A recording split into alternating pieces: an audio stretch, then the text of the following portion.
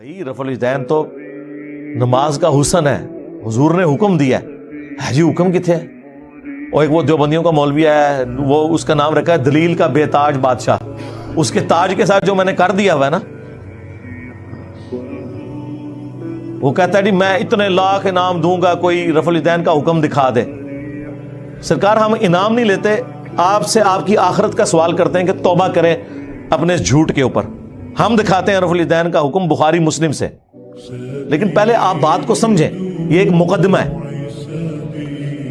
صحیح بخاری اور مسلم کی متفق علیہ حدیث ہے، نبی علیہ السلام نے فرمایا اللہ نے مجھے جوامع کلمات کے ساتھ بھیجا ہے، میں بات مختصر کرتا ہوں اور مفہوم گہرا۔ بخاری مسلم دونوں میں حدیث ہے انما الاعمال بالنیات، اعمال کا دار و مدار تو صرف نیتوں کے اوپر ہے۔ اب یہ ایک جملہ ہے، اس کے اوپر پوری کتاب لکھی جا سکتی ہے، یہ ہے جوامع کلمات، اس کو آپ ذہن میں رکھیں۔ اب آ جائیں بخاری مسلم دونوں میں حدیث ہے، مالک بن حویرث کہتے ہیں رضی اللہ تعالیٰ عنہ علیہ السلام، ہم چند نوجوان تھے 20 دن کے لیے حضور کے پاس گئے مہمان بن کے، حضور کی وفات سے 1-1.5 سال پہلے غزوہ تبوک کے موقع پر مسجد نبوی میں ٹھہرے 20 دن تک، آپ کے صبح و شام آبزرو کیے۔ جب حضور نے دیکھا نا کہ اب ہمیں گھر کی یاد ستا رہی ہے، تو اچھے ٹیچر کی یہی نشانی ہے کہ اس سے پہلے کہ کوئی اکتا جائے خود ہی اسے بھیج دیا جائے۔ آج تو آپ کہتے ہیں نا حضور میں آپ کے زمانے میں ہوتا تو ہر وقت آپ کو وضو کرواتا رہتا، ایسا نہیں ہوتا، دنیا میں ایسے نہیں معاملات چلتے۔ تو وہ کہتے ہیں ہمیں اپنے ماں باپ یاد آنا شروع ہو گئے، تو حضور نے جب یہ دیکھا نا کہ اب یہ ان کا انٹرسٹ لوز ہو رہا ہے، تو آپ نے کہا کہ سب کو اکٹھا کر کے کہا کہ اب اپنے گاؤں ایریا میں واپس چلے جاؤ، جب جانا تو جب نماز کا ٹائم ہو تو تم نے مجھے 5 وقت نماز پڑھتے ہوئے دیکھا ہے، ان اوقات میں تم نے نماز پڑھنی ہے۔ ایک بندہ اذان دے گا جو زیادہ قرآن جانتا ہے اور عمر میں بھی بڑا ہو، وہ تمہاری امامت کروائے، اور صلو کما رأیتمونی اصلی، اور نماز تم نے ویسے پڑھنی ہے جس طرح مجھے تم نے نماز پڑھتے ہوئے دیکھا ہے۔ کلیئر ہو گیا؟ یہ جملہ آپ کسی انٹرنیشنل عدالت میں بھی لے جائیں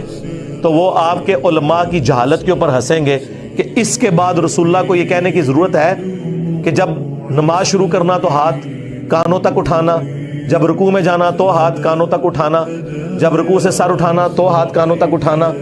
سبحان ربی العظیم رکوع میں پڑھنا، سبحان ربی الاعلیٰ سجدے میں پڑھنا، فجر کے 2 فرض پڑھنا، زور کے، یہ سارا کچھ آپ کو کہنے کی ضرورت ہے جو لوگ 20 دن سے حضور کو دیکھ رہے ہیں۔ اس کے بعد صرف ایک ہماری ذمہ داری ہے کہ جس شخص کو حضور نے یہ کہا نا تم نے نماز ویسے اسٹیبلش کرنی ہے جس طرح مجھے تم نے دیکھا ہے، ہم اس شخص سے یہ بتا دیں کہ حضور کو نماز پڑھتے ہوئے اس نے کیسے دیکھا ہے، پھر کام ختم ہو گیا نا۔ رفع الیدین کا حکم آ جائے گا نا بیچ میں، جب آپ نے کہا تم نے نماز اس طرح پڑھنی ہے جس طرح مجھے پڑھتے ہوئے دیکھا، جوامع کلمات ہو گئے۔ تو سرکار مالک بن حویرث سے پوچھ لیں، بخاری مسلم دونوں میں موجود ہے کہ مالک بن حویرث رضی اللہ تعالیٰ عنہ کہتے ہیں کہ جب نبی علیہ السلام نماز شروع کرتے تو دونوں ہاتھ کانوں تک اٹھاتے، بخاری میں صرف ہے کہ اٹھاتے، مسلم میں ہے کانوں تک،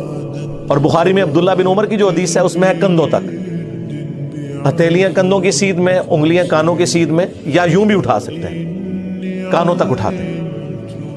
اور رکوع میں جاتے وقت کانوں تک اٹھاتے، اور رکوع سے سر اٹھاتے تو کانوں تک اٹھاتے۔ مالک بن حویرث